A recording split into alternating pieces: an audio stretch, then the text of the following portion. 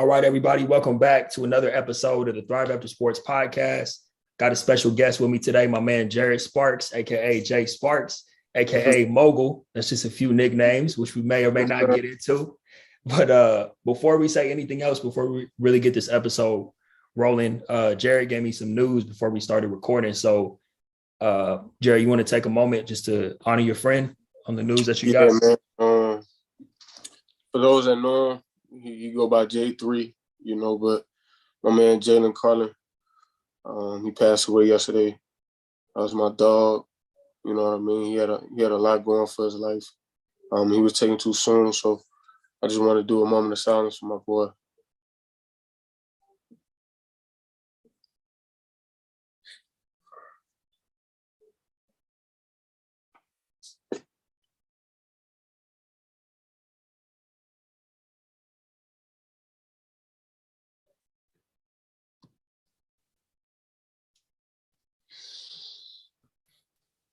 And for everybody listening, this is a testament to just who Jared is as a person, right? He got the news late last night. He tells me we were scheduled to record this interview today. He's like, I just got this news about my friend. I was like, we can do this at another time. He's like, no, I want to record it right now. I know that it'll help a lot of people who are listening. So I just want to thank you before we get into anything else, Jay Sparks. Just thank you for being here despite what's going on. Like I told you, I'm sorry for your loss. And I appreciate you just being willing to come on here and share despite the news that's so fresh, man. So, man, I appreciate you having me here. Give me this opportunity to really put light to him because he was a precious life, So I appreciate you. Yes, sir. With that being said, let's kind of get into why Jared is here today. It's been a pleasure working with this man. So we got to give a couple of shout outs. First and foremost, shout out to Jonathan Orr at Absolutely. ATS. Oh, geez. Man, he made the introduction. You want to talk about how you met Jonathan? So actually, when I was at Purdue, I was on the leadership council, and we were blessed to, and Lacey, one of our directors, she's a powerhouse herself, but she blessed us with his presence, and he was able to kind of come in and talk to us and give us a rundown on his life story, what he's doing now, and how impactful it is, and I kind of hung on to it. I started to build a relationship with him outside of football, and never really saw it coming full circle so soon. But I mean, I know God put him in my life for a reason, so I can't be nothing but blessed to have gotten the opportunity to meet him. Sure. Yeah, man, and Jonathan is the one who introduced us, and I have the pleasure. Jonathan's been a mentor to me since 2018, since I first started Thrive After Sports. And for it to all come full circle, not only with Jonathan bringing me on board, to build out a coaching side of ATS, but for him to make the introduction to us, that just really, that says a lot about the type of dude that Jonathan is, always looking for a way to help the athletes coming up behind him, man. And got to give another shout out to Athlete Soul. We got to thank Miriam Glass at Athlete Soul for allowing for giving Jared a scholarship. Just a quick note to any current and former athletes listening. We still do have scholarships available for free coaching. So if you're struggling through your transition, trying to figure out what's next after you're done playing your sport, if you know someone, a friend, a family member, a teammate who's struggling with that, do not hesitate to reach out. You can visit athletesoul.org. You can reach out to me directly. I'm not hard to find. We want to help as many athletes as possible and provide free resources in terms of mental health and transition. And because of those resources, Jared and I were able to work together for the past 2 months, man. But let's go back a little bit, because I know you played receiver at Purdue and finished out your career at ULM, University Louisiana Monroe. Just tell everyone what it was like, man, as you wrapped up your football career and some of the things you were experiencing. I mean, it was a blessing. My college career didn't really go as planned necessarily, but I don't have any regrets. The people that I met along the way, I gained a lot of brothers at ULM and at Purdue. And those relationships have kind of like opened doors up for me outside of football into this next chapter of my life. So it was weird, though, when it first happened, going to college as a quarterback and making that switch. I had a mentor of mine, and Jamarcus Shepard. For people who know him, they understand why I'm smiling when I say his name. The dude is a character, but he's very genuine. He's a workhorse. You can't do nothing but learn from the guy. He built what he has from the ground up for sure. So he kind of introduced me to the idea of playing receiver. And initially it kind of worked out as me playing, both positions, but it kind of filtered its way into being my role on the team as a receiver. And I embraced it. It's what my team needed at the time, And then I got to learn from some great dudes. Like one of my boys just got drafted yesterday, David Bell. He wherever he go. And the league that messed up and gave him a top 5 quarterback. I tweeted that the other day. Like, dude was a dog. Rondell Moore was a dog. Anthony Mahunga was a dog. I can name a whole list of dudes that I just met. And even at ULM, I got a lot of young boys who coming up right now. Like, they like that. They got a lot of raw talent. Like, some things you can't coach, and they're very coachable. So it's just a great combination. But it was interesting, though. I was able to really enjoy my college career, though, my college experience. I was able to play big-time games. We beat Ohio State, and it was ranked number 2. Going into prestigious stadiums, seeing everything like that, like, it was cool for sure. So, I can only be blessed. I'm thankful for the opportunity. And I really don't want to get into the other side of it yet. Hopefully we do later on in the conversation, but there's always pros and cons to every experience. But I did learn throughout it that you learn from both. And both are important, right? You know what I mean? Like, you can't have one without the other. So you just got to be able to manage it and maintain a sense of peace and security without the whole thing, and you'll be all right. Mm-hmm. Yeah, man. With you having your position change, from quarterback to receiver, and for you to sit here and still have the perspective to be like, look, it is what it is. I had some great people. You're still able to find the silver lining and look at what you did take from it. And I think that's important, man, because, a lot of people, myself included, when we finish our careers, no matter what sport you play, you just kind of feel like, I say over half of us go through that thing of like, man, I wish it would have turned out this way, or that's not what I saw for myself, or I felt like I had more to give, and here you are sitting here like, hey, that was the case. But at the end of the day, I'm able to look at the positive side of it. So I think it's important for people to hear that, because it's easy to say, but for you to embody it and actually do that, I think that holds a lot of weight, bro. For sure. I appreciate it. For Yeah, sure. man. What was it looking like for you in terms of playing at the next level? Did you try out? Did you have any sort of any interest, or was it more so were you preparing yourself to move on? It was interesting because it wasn't an easy decision at all, obviously. And then I had some teams very interested in me. I had an agent coming out. Me and my brother had the same agent, and we discussed. I had, about 9 to 11 teams interested in me, not necessarily being drafted, but being a free agent. And if being a football player, all you need is an opportunity, all you need is a team. The dream is to be drafted, but that ain't the only route to get to where you want to be at. So I definitely had that opportunity. And then I had, once I sat down and really like assessed everything that I, had going on in my life at the time, for me, that was probably the toughest decision I've made so far in my life, to give up the game, and for all of my teammates who play with me, they know how passionate I am about the game. Like, it was just natural. Like, that's just how I played it. That's how I was raised to play the game. And that's how I enjoyed it the best. I was able to really embrace and express like just my true character on the field. And it really let me release a lot of, that's for athletes anywhere, it's common. Like, we able to release on the field. So we get in between the lines is a sense of relief. So to get that up, it wasn't easy. It took time.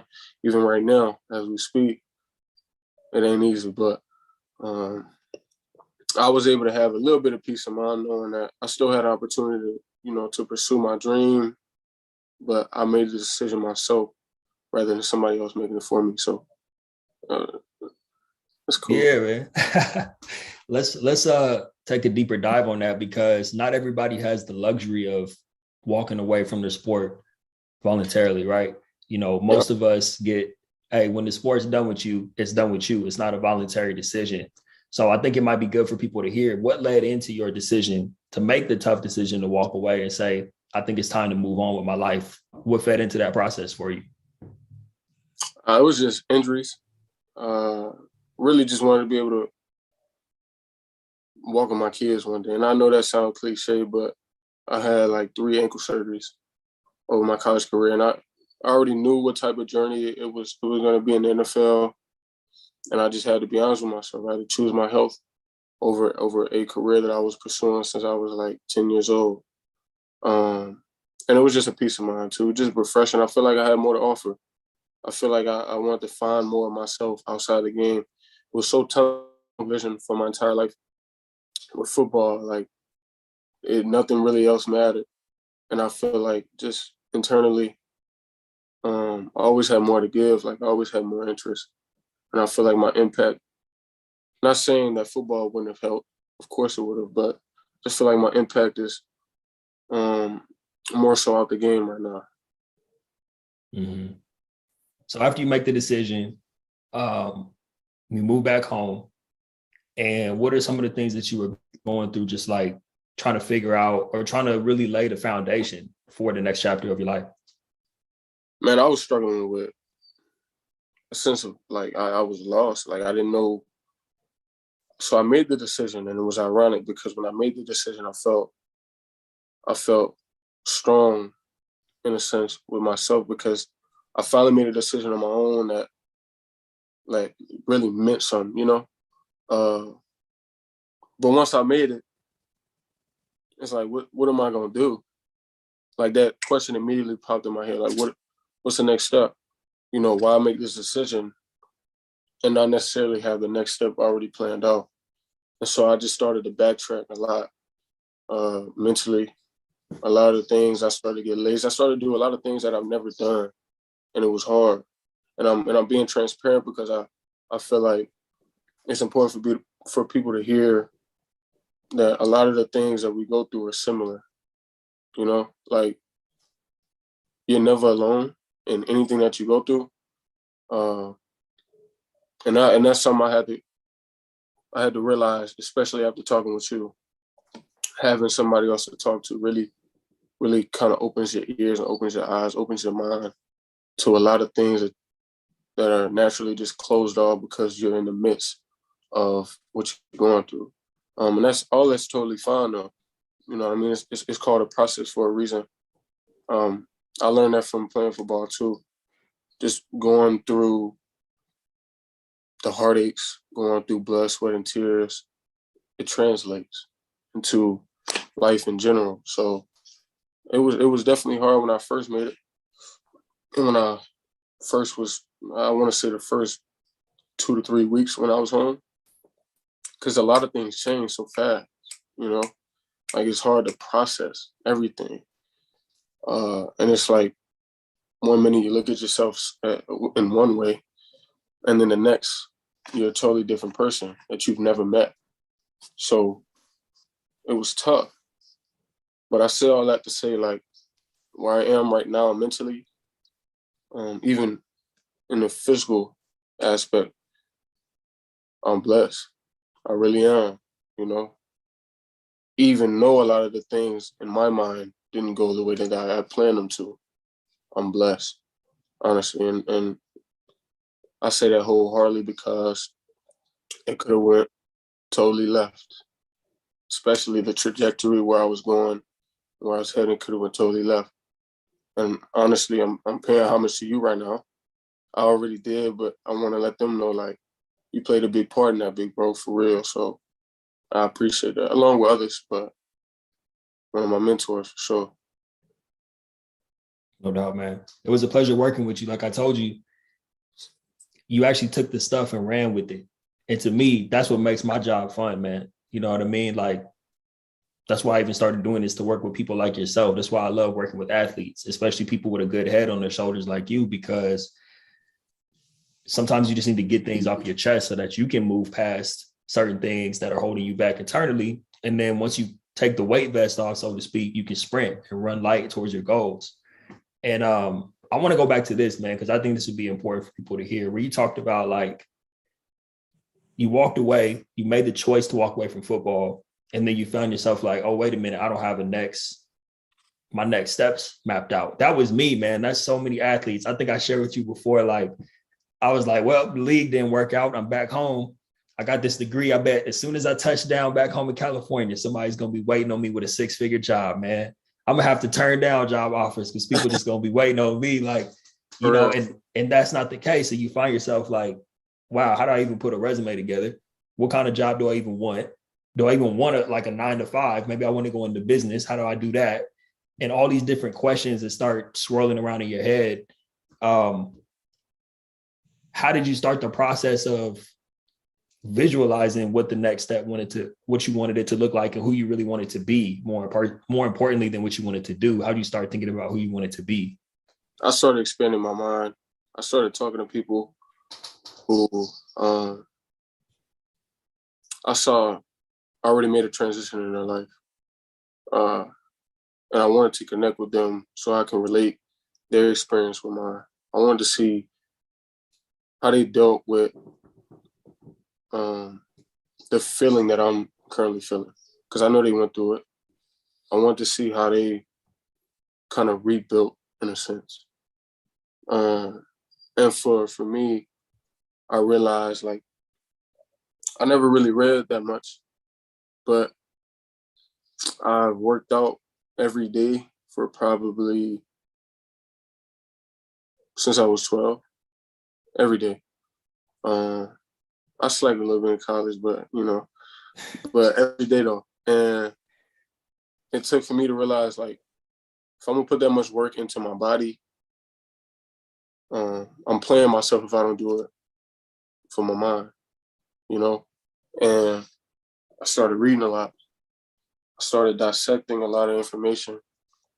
So now it's not only negative thoughts that's going through my mind.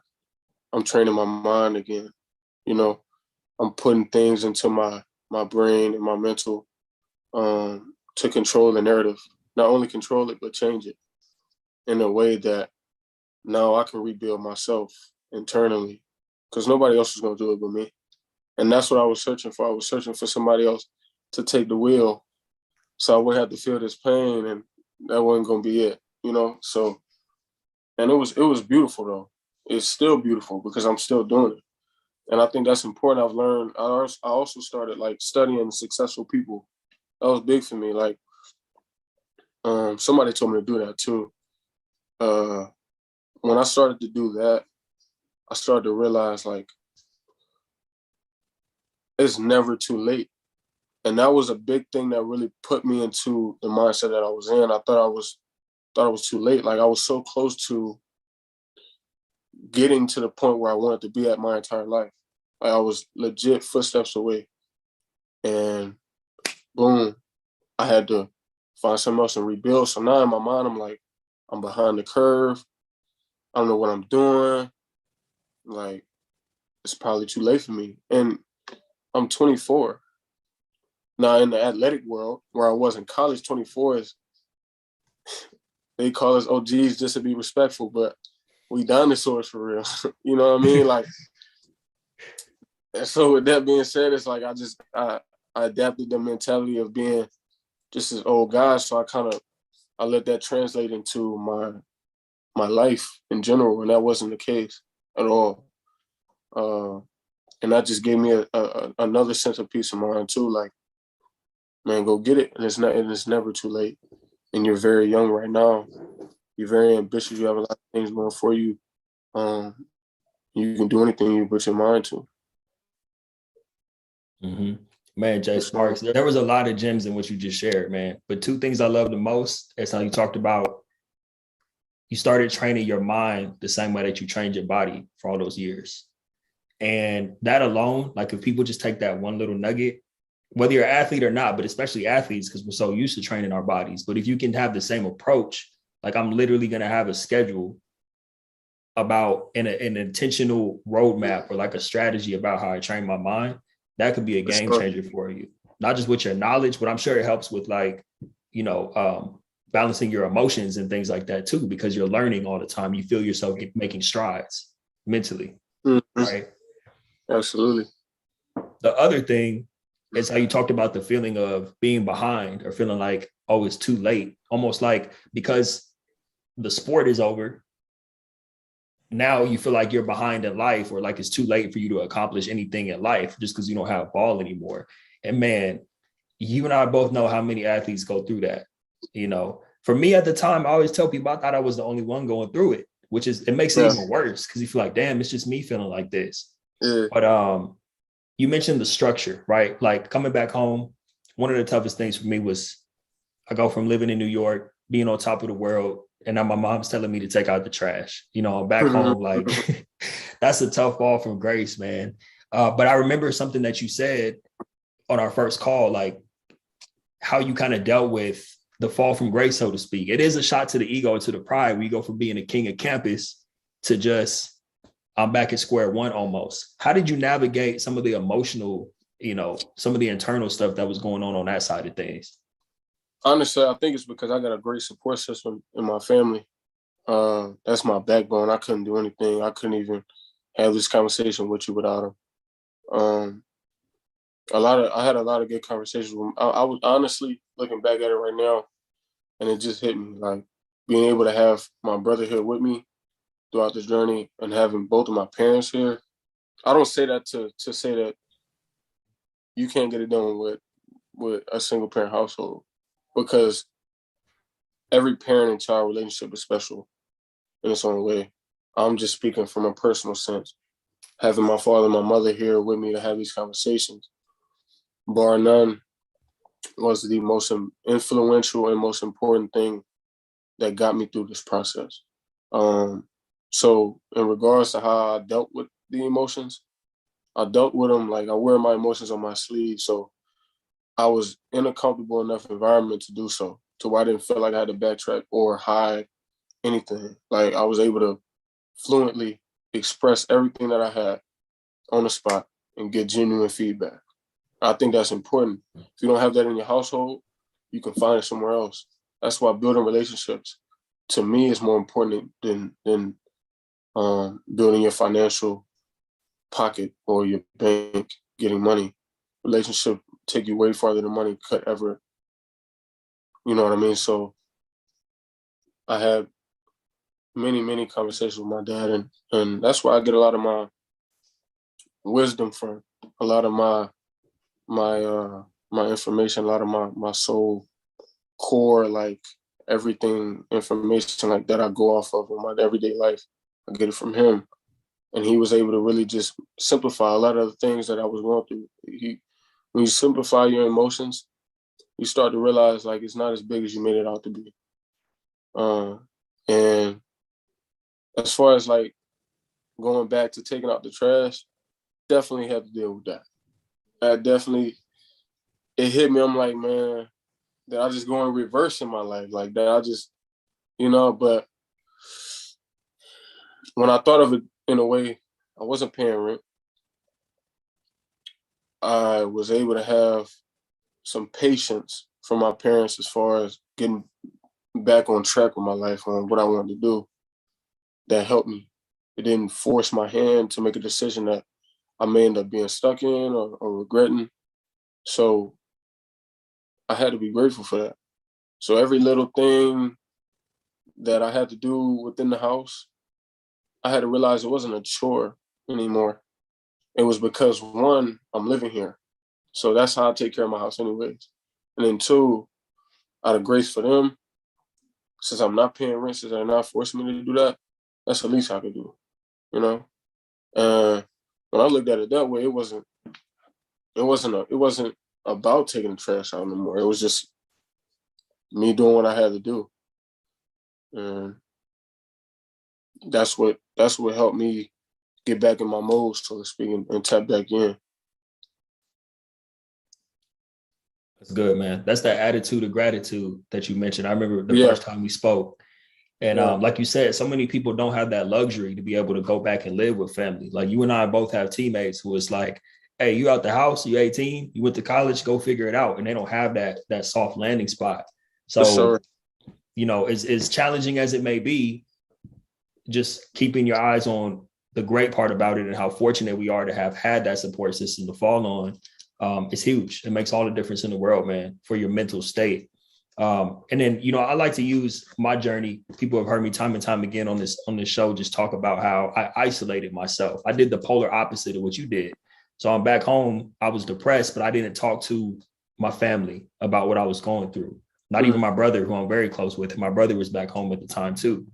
And so I love the fact that through hearing how you handled it, someone will be forever transformed by hearing how you did it. Because now they'll be like, oh, okay, instead of just, closing my door and being in my room all the time, just hiding out from the world, I can talk to my family about it. I can just tell them, hey, this is what I'm going through. This is how I feel, and it just opens up so much dialogue and allows it to exist with other people instead of just existing in your own mind where it can become For sure. dangerous.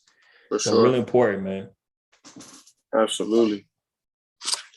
What are some other things that you feel like you had to overcome recently? Because it's fresh, man. And that's why I wanted to have you on. Like you just really, it's fresh, bro. Like, what do you feel like is the biggest thing? Maybe that's the better question. What's the biggest thing you feel like you had to overcome, in the past couple of months or so?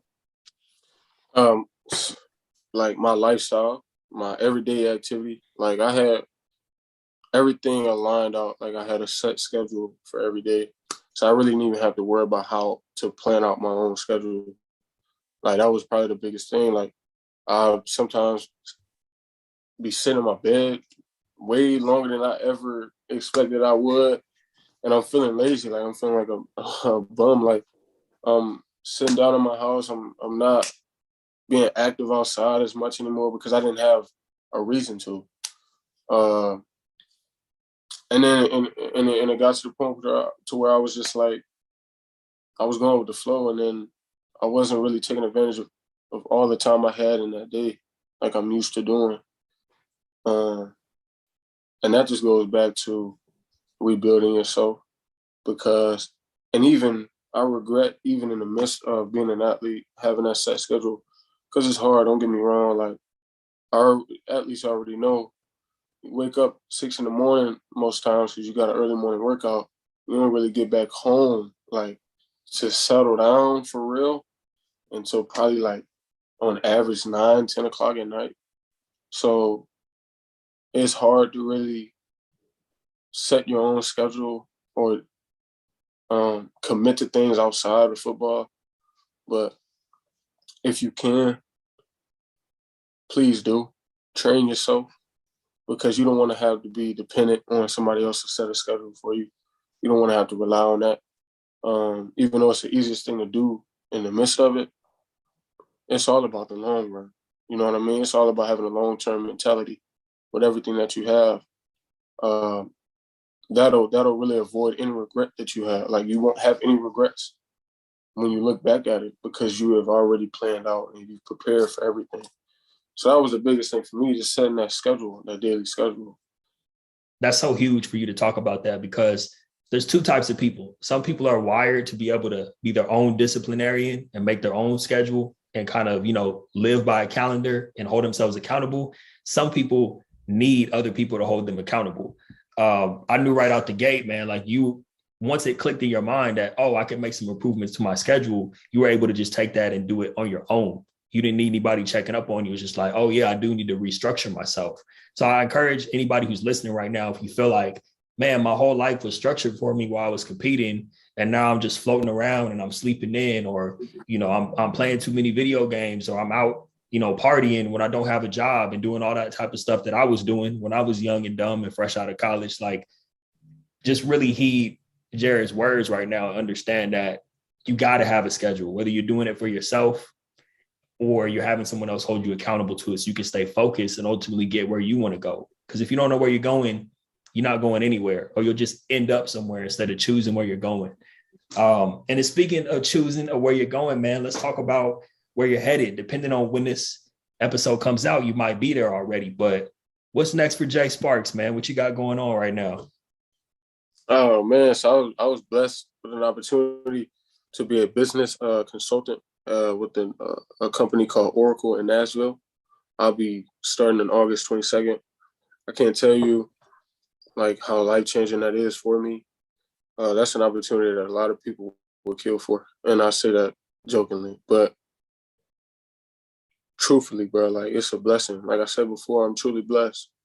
Like this opportunity, I'm not gonna say it fell in my lap, but having relationships with people who have a relationship with the company that opened the door for me.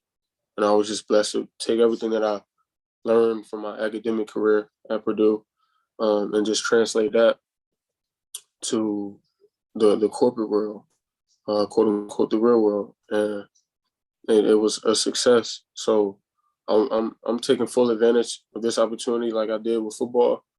Like I see it in the same lens. Like I'm going hard with it, you know, and I just thank God every day for it. Like it's truly a blessing. And it's a great company, development wise, just having it on your resume as well. Like the people that you're gonna meet there, just the things that you learn, you'll be able to invest that into your life moving forward. So I want to thank them as well for giving me that opportunity. Yeah, man. And like you said, it's not something that fell into your lap. Like a lot of people listening might be like, what? He got a job with Oracle. He's so lucky. Luck really has nothing to do with it. It definitely didn't fall in my lap because when we first started talking, when I was first introduced to you, one of the first things you had me do was make a list of career ideas that I wanted to do. And it was interesting for me because you told me throughout the process, it started out ugly in my eyes. But you never know what you can do when you put the time and the effort into it. And look where I am now, you know, and it was crazy because when I flipped the switch, a lot of things started moving for me. I had a lot of motion and I was able to be prepared for that motion though. It's another thing that you gave me too. And so like, I definitely didn't have all the answers and it wasn't an easy road to get to where I'm at right now. And I just wanted to speak on that because falling in my lap is the last thing. And I really, really was hoping that it did. Like you said, like when you made that decision, you just expected every company to really offer you. And it definitely did not work out that way, for sure. And the thing about it, man, is that I love how you earned it. It wasn't just like you just applied for it. I always tell people, like, you can't just apply for a position because that's what everyone else is doing. You got to go above and beyond. So what you did to actually get your foot in the door, like you said, is reached out to people who you knew who had worked there previously, former teammates, and you really made an effort to put yourself out there and get in front of the right people and have people vouching for you versus a lot of people won't do that. Most people, especially when they don't have a lot of experience, it's like, okay, I applied, I'm good to go. Let's just wait and see what happens. But, you know, waiting to see what happens doesn't get you too far in this life when there's people like Jared Sparks out here who's not waiting around to see what happens. He's going to get it, taking that athletic mindset. And honestly, it takes a strip of pride. Like, you got to take your pride out of the equation. It wasn't easy reaching out to people. Because when you reach out to people, you got to tell them what you're going through. You got to tell them why you're reaching out. You got to, you know what I mean? And a lot of people don't want to have them type of conversations. I didn't. I'm one of those people, so I can speak on that. But once I did that, because pride is only going to prevent you from gaining any blessing that comes your way. Pride is not the answer. You know what I mean? So take that away because you're only making it worse for yourself. The feeling that I had meant more to me than pride ever could. I couldn't have that feeling anymore. So pride didn't really mean too much to me at the end of the day. When I looked at it from that perspective, like I had to go get it. And I was completely fine with that. You're saying, I don't want this to go over people's heads. I know what you're talking about, but I know some people might have missed what you just said. Don't miss that. Don't miss what Jared just said right now. What you basically said was for all of us to fall from grace, it's tough to start at the bottom of the totem pole, to go from being at the top of your field in your sport to be like, I'm really an amateur at anything I do next, no matter what it is. What you just said was, correct me if I'm wrong, the thing that kept that pride at bay for putting yourself out there, just going into fields you weren't familiar with, was that you didn't want to stay stuck where you're at and you knew you were capable of more. Absolutely. Okay. Easy as that, for sure. Don't miss that, folks. So when you feel like, man, I'm not going to reach out, I'm scared of looking dumb, it's either you do that and you start out as a freshman in life again, so to speak. You start as a rookie in life and get your weight up till you become a veteran, or you could stay a freshman because you don't want to go to practice, since we running with the sports analogies this morning. But, you know, what else, man? Because here's the thing about you, and this is what I appreciated about you when we first met. You got a job at a major company coming up, but that's not where it ends. You know, you have things that you're passionate about that you're already working on and that you're going to continue to build, that's going to impact a lot more lives outside of what you do at Oracle. I know, you know, financial literacy is important to you, but there's a host of other things we could talk about. But just tell me, man, like what's coming down the line for you? Like, how do you really see yourself making an impact on the world when it's all said and done? I want to reach my community. And what I mean by that, I want to reach my Black community. And I feel like we got a lot of brothers and sisters who do that today, and they're doing a fantastic job. In fact, I've done my research and I've learned, and I'm continuing to learn from those people. But not only am I learning, but I'm being inspired by them. You know, I'm trying to hit on subjects that we really weren't really taught. Not only not taught, weren't exposed to. And honestly, we can't really blame too many people other than ourselves, bro. And for real, and I'm being 100% transparent, the only way we can change as a community is if we change internally first.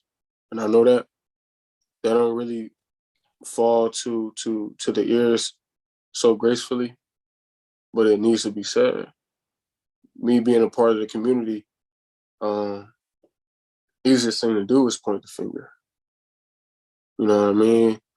But we got to take ownership of what we do. And we also got to go get it ourselves. We got to make it happen ourselves. Not discrediting any external factor that makes it difficult for us. I'm not discrediting anything. But where there's a will, there's a way. A lot of cliche things that I'm saying, but they're facts. You know what I mean? Like, and so what I want to do, I want to reach that platform. I want to build that. I want to build a resume to where now my word kind of holds weight. I want to experience a lot of things. I want to learn from a lot of great people. And I just want to build because I feel like our community is strong and it's beautiful. It's really not being taken advantage of as much as it should be, you know? And that's also not to discredit any other community, any other culture. I respect everyone, you know what I mean? And hopefully that goes without being said, like what's understood and that have to be explained all the time. But for those of people who don't know me, that's how I feel. I'm just a guy who trying to make the world a better place. And honestly, I have to build myself up first in order for me to do that. So I really want to build that platform, bro. And that's important to me. That's really special to my heart for sure. Mm-hmm. Yeah, man, I definitely see great things ahead for you just in terms of being a leader, not just for the Black community, but for the world. And I say that because, I mean, you talked about financial literacy as one aspect of that, but the bigger takeaway for me about what you just shared is just not buying into victim culture. Whether you're whether you're a person of color or not, because at the end of the day, we can talk about institutional racism or the man is holding me back. But at the end of the day, all that is an excuse, because you can either complain about it or you can do what you need to do to progress and get your knowledge up and get access to things you want to get access to, despite all of that. In spite of any systems that are meant to hold us back, so to speak, you still got to put your pants on one leg at a time and get up and execute every day anyway. So that's what I love about your message and what you're about, bro, because you're telling people that, like you said, not that things aren't very real, but we all have a choice to overcome those things and keep working anyway. And I think that's huge. That messaging in and of itself is lacking in the world today. So for you to be a person to deliver that message, you got my full support on that, bro. Appreciate it. And also to just add on that, bro, I feel like the faster that we do that, like the faster that we embrace that, I think everything else will take care of itself. I mean, I don't really see, like, it has to be like we have to be respected as an individual when people see us pursuing it like that. You know what I mean? Pursuing what I just spoke on, chasing that, trying to improve ourselves. And when the outside world sees that, they won't have a choice but to respect it. You know what I mean? And even if they do envy it, we can't control that. What we can control is what we do and what we put forth into it. You know what I mean? And we want results. So why not put the work in and get them? Sure. Facts. Let's leave it at that. That was a mic drop moment, bro. That's where you walk off stage and the smoke machine start. Also, you're gonna be a published author this year, bro. Published author, man. Let's talk about that. So for everybody, okay, so y'all might see it behind me, but I'm gonna pull it up closer. This is Athlete to Entrepreneur Volume 1, Stories of Transition from Players to Professionals. This was myself and 20 other former athletes, some professional, collegiate, Olympian. We all came together to tell our stories. We're working on Volume 2 right now. And so as I got to know Jerry, we're going through these calls and I'm like, man, number one, you have a great story and you have a lot of insight. So I'm like, you will be perfect to be a part of Volume 2 that we're putting together. But I want to hear from you, man, as far as like your heart behind your chapter. Like, what do you want people to take away when that book comes out and people read your chapter? I just want to have my readers. It's crazy, bro, because never in a million years did I ever think that I'd be writing a book. Like I said, I barely read them. So to write one is really like, it's crazy. But I just want my readers to have an open mind when they read it. Come from a genuine place. Understand that what I'm writing is genuine. It's transparent. Like, just take it for what it is. Also, relate it to your own perspective. Everybody's not going to interpret my story the same way. That's why it's beautiful, right? Do it to where it affects you personally. I'm not sitting here saying I got all the answers at all. In fact, I might have none. But what I do know is me being genuine about what I went through, about what I'm currently going through, and may be able to relate to at least one person. You know what I mean? And that's all that matters. Whoever reads it, if I can just affect one person, that's more than I did before I wrote the book, and that one person might be able to help another person. It's all about just starting that train, starting the ball movement, just to get it going. You never know how long your effect might reach. And for me, it just took I really knew that the opportunity that you gave me in writing this book was a blessing, because before you did it, you didn't know. I made a commitment to myself to just start doing things. I had a lot of ideas just stored in my head that I never really even gave action to, because I was, like I said, pride was in the way. I didn't feel like I was capable of doing it because I was unfamiliar with it. I made a commitment to say, just do it, bro. You never know what happens. Like, you never know where it'll take you. And that book was presented to me not too long afterwards. It can't be anybody but God. So I know I'm at least doing the right things. You know what I mean? And as a reader, bro, I just know if I was reading it, I just really look at it like, okay, he giving me 100% of what he's going through. He's not scared to put his experience on paper. So let me go ahead and give it a look. Let me actually look at it with a sense of open-mindedness, and just really, really let it affect and change some of the things that I know I have to change. Just let it take its course. You know what I mean? And I just appreciate everybody who's already showed interest and love and support for me. They're not obligated to do so. So I appreciate it. And I appreciate you as well. Yeah, man. I'm excited to have you be a part of it. And anybody who knows you or anybody who is, gotten to know you by listening to you on the podcast today, there's no doubt that when the book comes out, your chapter is going to be transparent, like you said, and it's going to help a lot of people.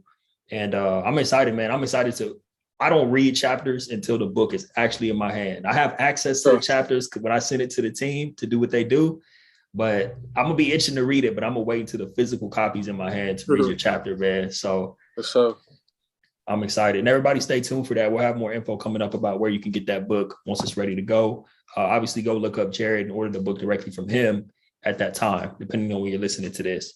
But let me ask you this, man, because there's somebody right now, they're listening to this episode and they're basically in your shoes. They just finished playing.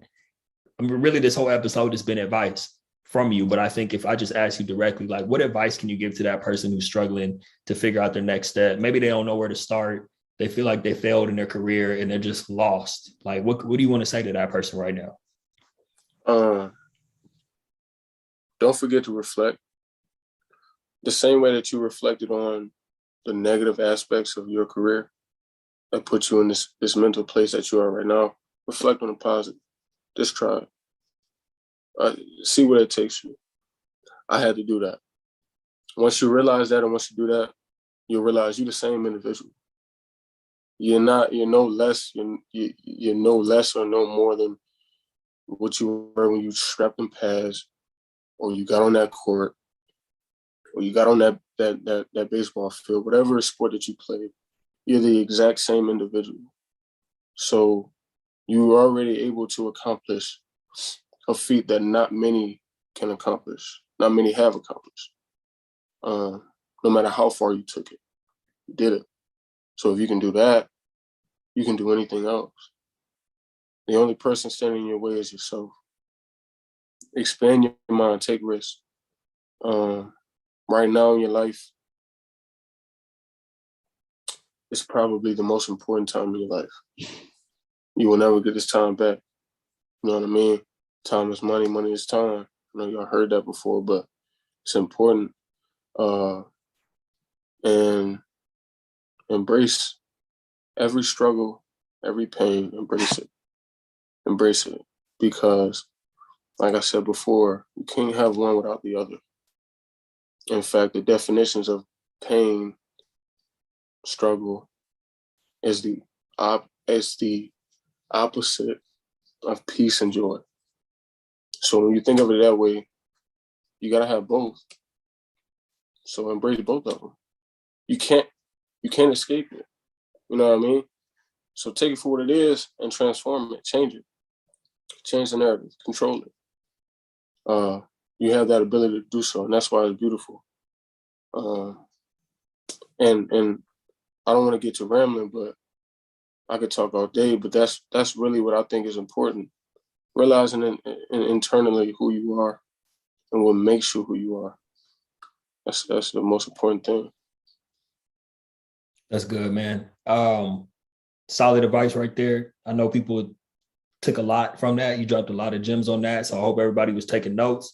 Matter of fact, you might need to start this episode again, get the notepad ready. Like me and Jay Sparks, we always got something to write with, but yeah, I should have told everybody at the beginning, make sure you get the notepad ready to be taking some notes. But notepad, it's key, man. Sure. It's key. Man, I don't want to take up your whole day. You've already given so much, man. I want to give you some acknowledgments and then you can tell people how to get in touch with you. So I just want to say, first and foremost, thank you, because I grow. Anytime I work with somebody, I get to grow as a coach. So by working with you, I learn things from you as well, right? Not just becoming better at my craft as a coach, but also learning things just about life, and I'm inspired by you, man. I'm inspired to see where you're going because I know great things are on the horizon. And I'm inspired by the way you took the things that we discussed and ran with it and applied it to your life and kept leveling up week by week by week to where like I told you from the jump, man, you're in a totally different position in your life than you were just a couple months ago. And what excites me is that you're just getting warmed up. Like you haven't even really started the next chapter of life. And it's already, you know, so good, man. So props to you. Keep doing your thing. It was a pleasure working with you. You know, we'll be in touch for the rest of our lives as far as I'm concerned, man. So, you know, I got your back for anything that you need. But before, yeah, man. Not to cut you off, but for everybody listening, please tap in with Taj. Like for real. Taj is a life-changing experience. He's a mentor that you can't put a price on, honestly. And I'm speaking from the heart when I say that. He's a guy who I'm also inspired by.